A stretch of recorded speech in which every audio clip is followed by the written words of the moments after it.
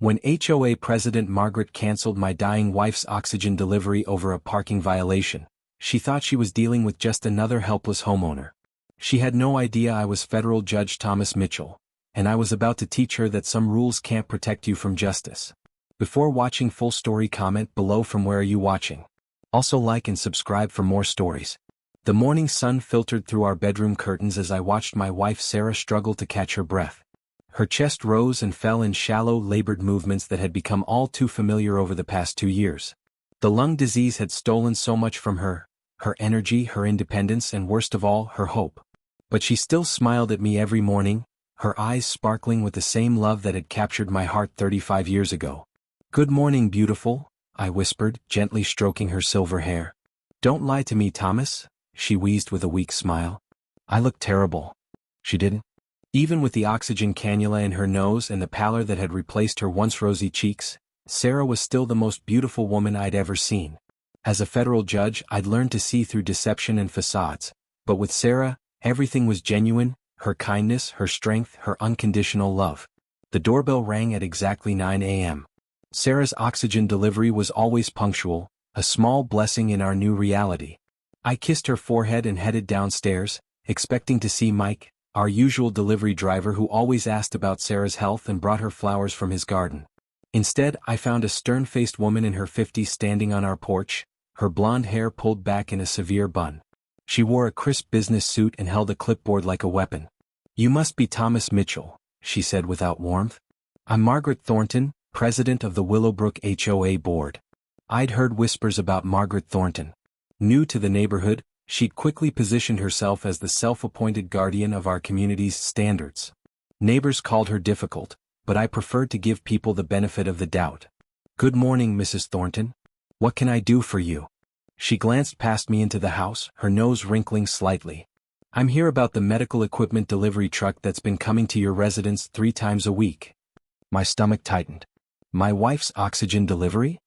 According to HOA regulations, commercial vehicles are not permitted in residential driveways between 8 a.m. and 6 p.m.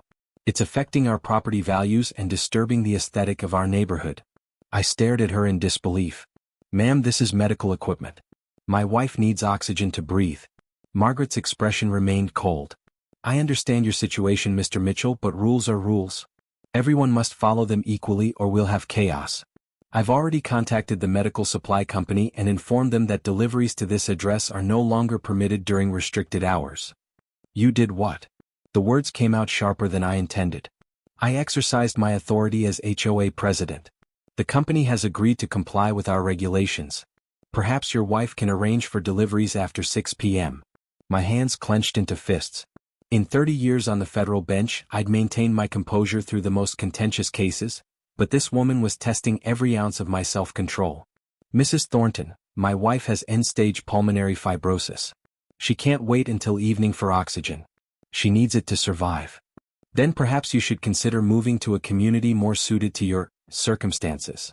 She turned to leave, then paused. "Oh, and Mr. Mitchell?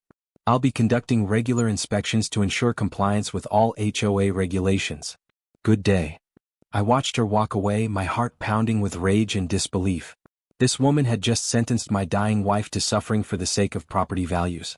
Upstairs, Sarah was waiting anxiously. "Who was that, honey?" I sat on the bed beside her, taking her frail hand in mine. How could I tell her that some stranger had just made her fight for life even harder? "Just someone from the HOA," I said softly. Sarah studied my face with the intuition that came from 35 years of marriage. What did they want? I couldn't lie to her. Sarah deserved the truth even if it would break her heart. "They've canceled your oxygen deliveries during the day. They say the truck violates HOA regulations."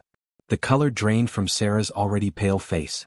She began to cough, a harsh, rattling sound that shook her entire body. I grabbed the portable oxygen tank and increased the flow, watching helplessly as my wife struggled to breathe. "Thomas," she gasped between coughs. "What are we going to do?" "Don't worry, sweetheart. I'll fix this." But even as I said the words, I wondered how. I'd spent decades ensuring justice was served in federal court, but this was different. This was personal. This was my wife's life hanging in the balance while some petty tyrant played power games. The next morning, Sarah's oxygen concentrator began beeping an alarm. The main unit was failing and her backup portable tanks were nearly empty. I called the medical supply company immediately. "I'm sorry, Mr. Mitchell," the customer service representative said.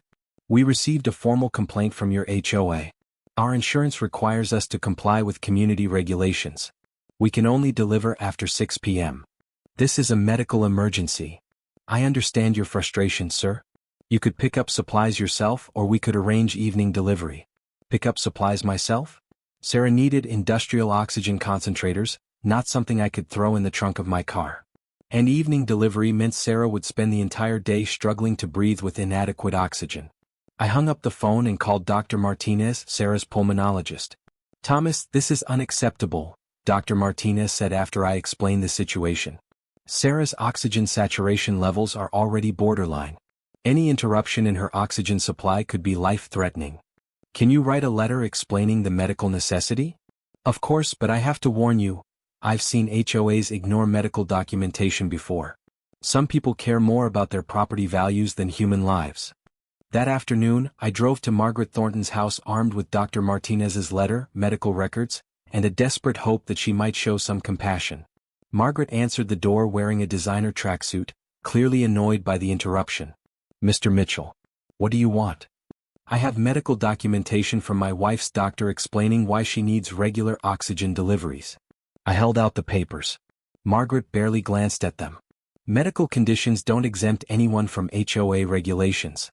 If we made exceptions for every sob story, our community standards would collapse." "Sob story?" The words hit me like a physical blow. "My wife is dying." "Everyone dies, Mr. Mitchell. That doesn't give you the right to disregard community rules that affect everyone else's property investments." I stared at this woman in complete disbelief. In all my years as a judge, I'd encountered criminals, fraudsters, and sociopaths, but I'd never met someone so callously indifferent to human suffering. "Mrs. Thornton, I'm begging you. Show some humanity. My wife just needs her oxygen delivered so she can breathe. The decision is final. No commercial vehicles during restricted hours. Perhaps you should have considered your wife's medical needs before purchasing a home in a community with standards." She started to close the door, but I stepped forward. "Wait, let me ask you something. Do you have children?" Margaret paused, her expression softening slightly. "I have 2 daughters. If one of your daughters was dying and someone had the power to help but chose not to because of a parking rule, how would you feel?" For a moment I thought I saw a flicker of humanity in her eyes, but it disappeared quickly. "My daughters would never put themselves in such a situation. They make responsible choices." She slammed the door in my face. I drove home in a daze, my hands shaking with rage and desperation.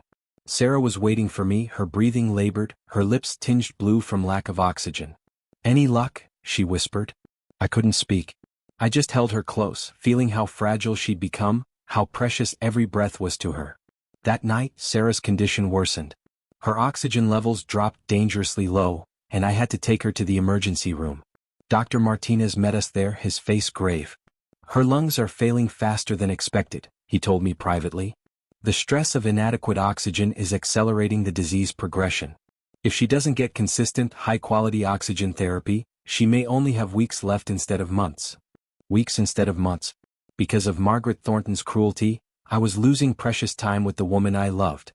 I sat beside Sarah's hospital bed, watching monitors track her vital signs, listening to the mechanical rhythm of the oxygen machine that was keeping her alive. She looked so small under the hospital blankets, so vulnerable. "Thomas," she whispered, her voice barely audible. "I'm scared." "I know, sweetheart. I'm scared too. Not of dying," she clarified. "I'm scared of leaving you alone. You've taken care of me for so long. Who's going to take care of you?" Tears streamed down my face. Even facing death, Sarah was worried about me. "Don't talk like that. You're not going anywhere." But we both knew the truth. The disease was winning, and Margaret Thornton's heartless decision was accelerating Sarah's decline. The next morning I made a decision. I'd spent 30 years as a federal judge upholding the law and fighting for justice. It was time to use every tool at my disposal. I started with research. Hours in my study, poring over HOA regulations, federal disability laws, and civil rights statutes. What I found made my blood boil. Margaret Thornton had violated multiple federal laws. The Fair Housing Act prohibited discrimination based on disability. The Americans with Disabilities Act required reasonable accommodations for medical needs. She'd broken federal statutes while hiding behind HOA bylaws that couldn't legally supersede federal law. But I wanted more than just legal victories. I wanted Margaret Thornton to understand the human cost of her actions. I began making phone calls. To the medical supply company's corporate headquarters. To federal disability rights organizations. To local news stations. To the state attorney general's office. "This is Judge Thomas Mitchell from the Federal District Court." I'd begin each call, and doors that had been closed suddenly opened wide. The medical supply company CEO called me personally within hours. "Judge Mitchell, I had no idea about your situation. This is completely unacceptable. We'll resume deliveries immediately. HOA regulations be damned. Our legal team will handle any pushback." "Thank you, but that's not enough. I want you to understand what your company's compliance with this woman's illegal demands nearly cost me."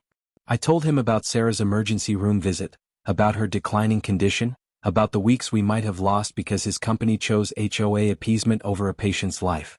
"Sir, I'm horrified. We'll be implementing new policies immediately to ensure this never happens again." The state attorney general's office was equally responsive. "Judge Mitchell, this appears to be a clear civil rights violation. We'll be opening an immediate investigation." Local news stations were eager to cover the story. "Federal judge fights HOA Karen" was apparently irresistible clickbait, but I didn't care about the headlines. I cared about making sure no other family went through what we'd experienced. While I built my case against Margaret Thornton, Sarah's condition stabilized with resumed oxygen deliveries. The relief on her face when Mike arrived with flowers and fresh oxygen tanks nearly brought me to tears. "I thought they'd ban the deliveries," she said weakly.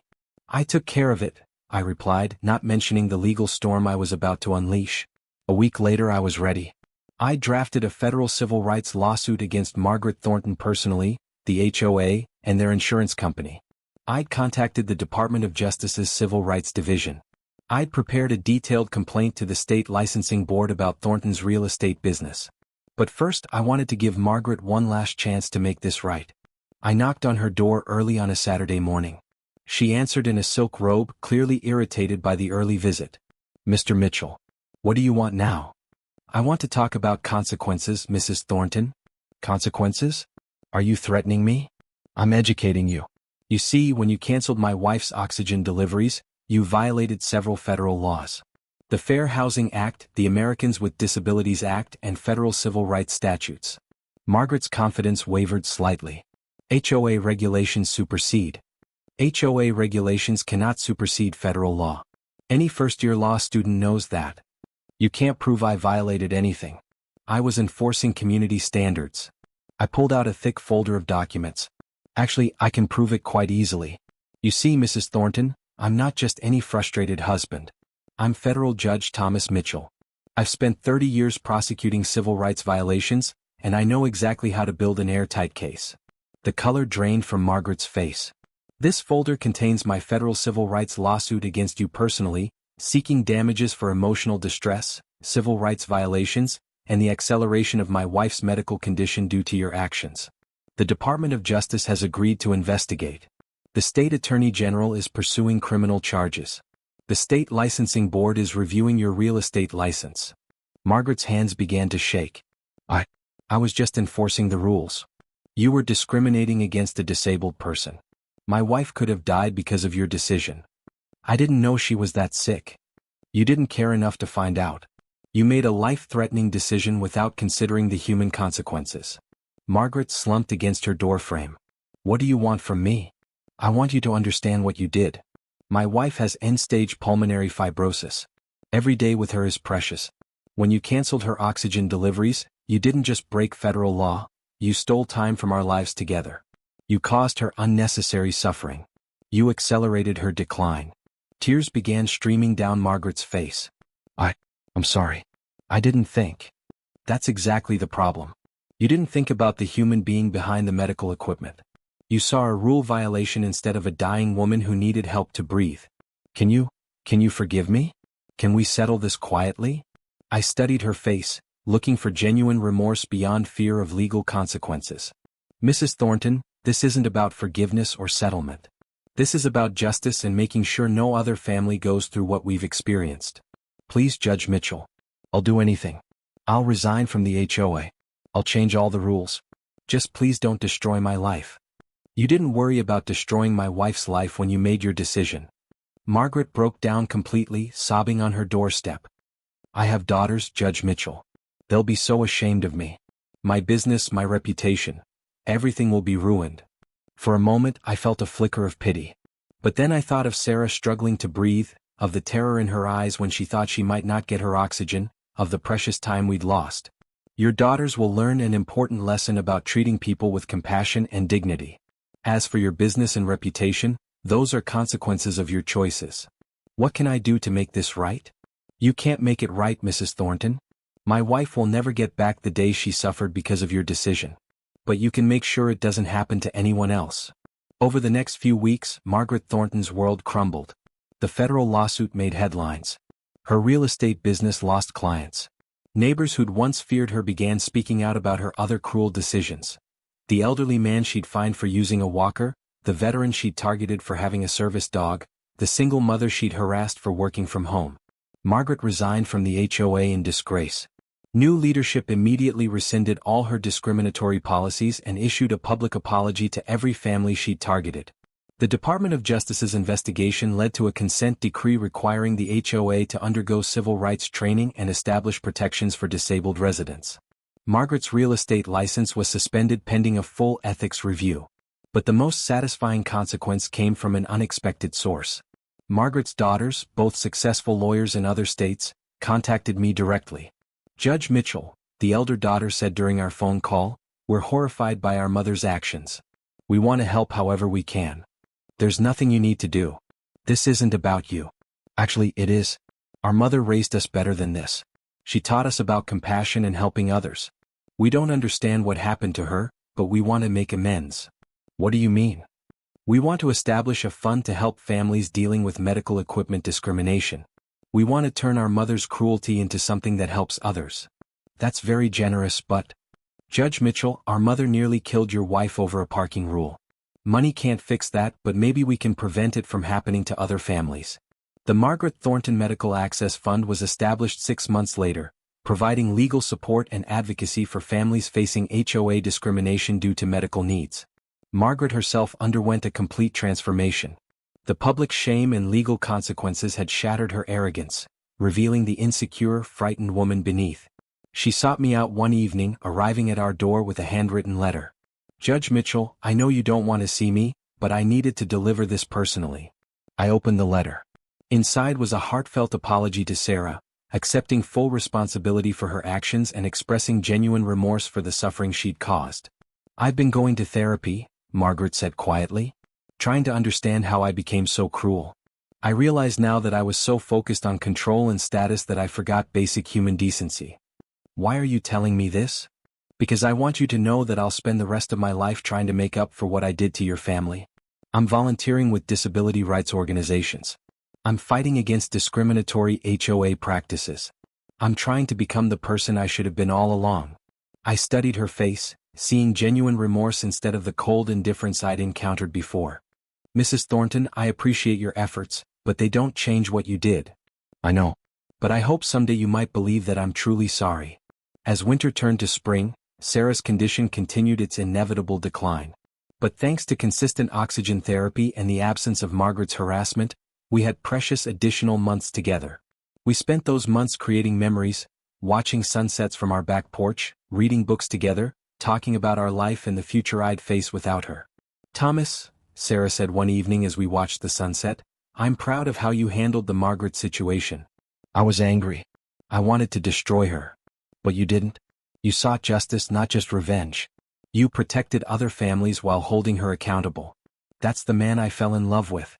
She nearly killed you with her cruelty. But she didn't. And look what came from it. The fund, the policy changes, the families who won't have to go through what we did. You turned something terrible into something meaningful. Sarah passed away peacefully 6 months later, surrounded by love and dignity, with all the oxygen support she needed. At her funeral, dozens of people shared stories about her kindness, her strength, and her grace in facing impossible circumstances. Margaret Thornton attended the service, sitting in the back, tears streaming down her face. Afterward, she approached me hesitantly. Judge Mitchell, I know I have no right to be here, but I wanted to pay my respects. Your wife was clearly an extraordinary woman. Yes, she was. I'm so sorry for the pain I caused both of you. I'll carry that regret for the rest of my life. I looked at this broken woman who'd once been so cruel, who'd learned empathy through consequences and shame. Mrs. Thornton, Sarah would want me to tell you that redemption is possible for anyone willing to do the hard work of change. Do you think she could have forgiven me? Sarah forgave everyone everything. That was her nature. But forgiveness doesn't erase consequences. It just means we don't carry the burden of hatred. A year later, I received an invitation to speak at the Margaret Thornton Medical Access Fund's annual benefit dinner. The organization had helped dozens of families fight discriminatory HOA practices and had become a model for disability rights advocacy. Margaret introduced me that evening, sharing her story with painful honesty. I became everything I despise, a person who prioritized property values over human lives, she told the audience. Judge Mitchell could have destroyed me completely and I would have deserved it. Instead, he chose a path that led to justice, accountability, and ultimately redemption. Because of his integrity, families across the country now have protection from the kind of discrimination I perpetrated. As I took the stage, I thought about Sarah, about her grace under pressure, her capacity for forgiveness, her belief in people's ability to change. My wife Sarah taught me that justice isn't just about punishment, I told the audience. It's about creating a world where everyone can live with dignity and compassion. Margaret Thornton caused my family tremendous pain, but her transformation shows that even our worst mistakes can become catalysts for positive change. After the event, Margaret approached me one last time. Judge Mitchell, I know this doesn't erase what I did, but I want you to know that your wife's memory has inspired everything I've done this past year. I hope someday I can be worthy of the second chance you gave me. The question isn't whether you're worthy, Mrs. Thornton. The question is what you'll do with the time you have left. As I drove home that evening, I felt Sarah's presence beside me.